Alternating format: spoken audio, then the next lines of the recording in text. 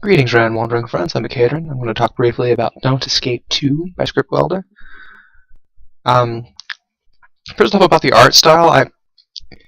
In general, I'm not sure how I feel about Script Welder's art style. They would describe it as pixel art, but in actuality, I would not consider it such. It's kind of like downsampled, regular photographs with noise art and some paint drawing. It's kind of in the more obliquely and obviously horror games put out by Script Welder, like the Deep Sleep series, it kind of works. But in this case, I'm not so sure about it. I mean, it feels sloppy and just enough to effectively show the player what they want to be there, but not enough to actually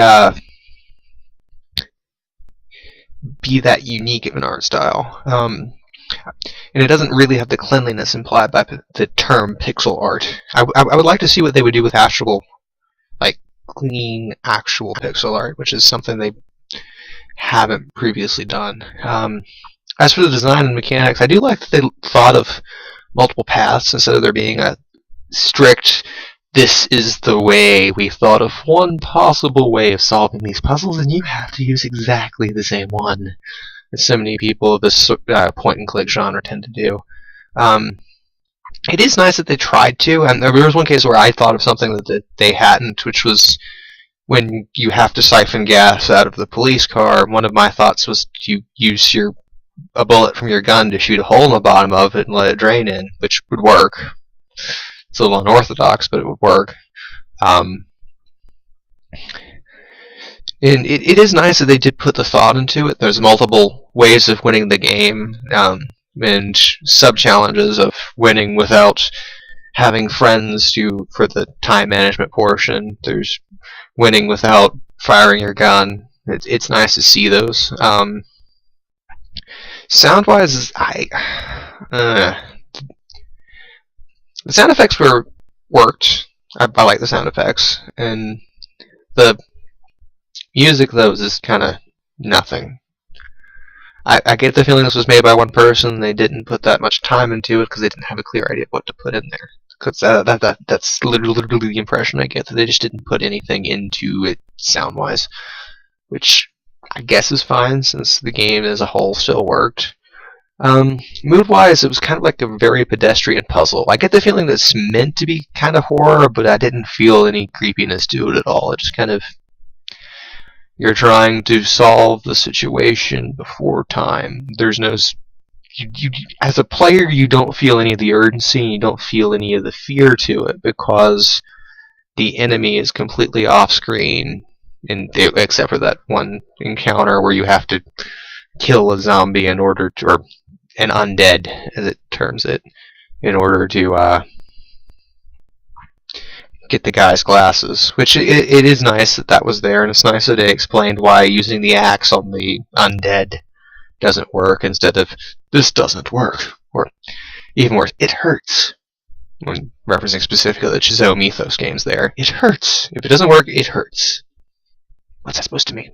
I do like the written explanation as to why things don't work, as opposed to just saying it.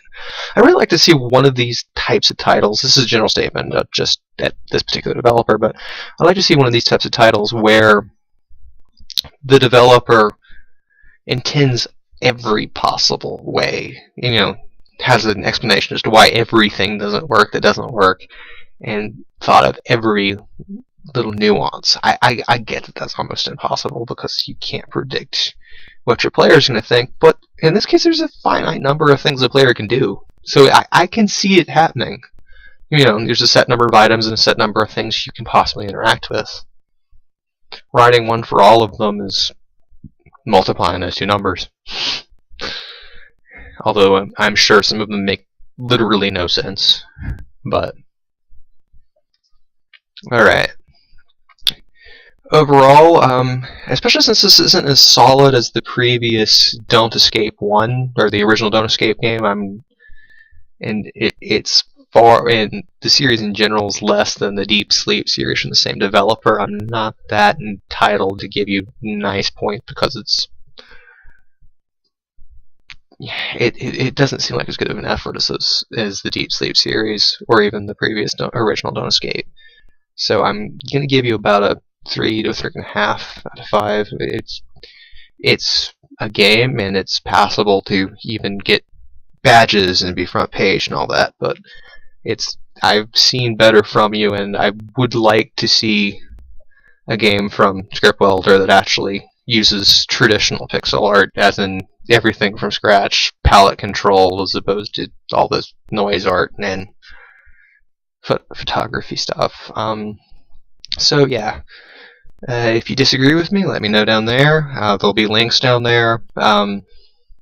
Like, follow if you want. Thanks for watching. Peace.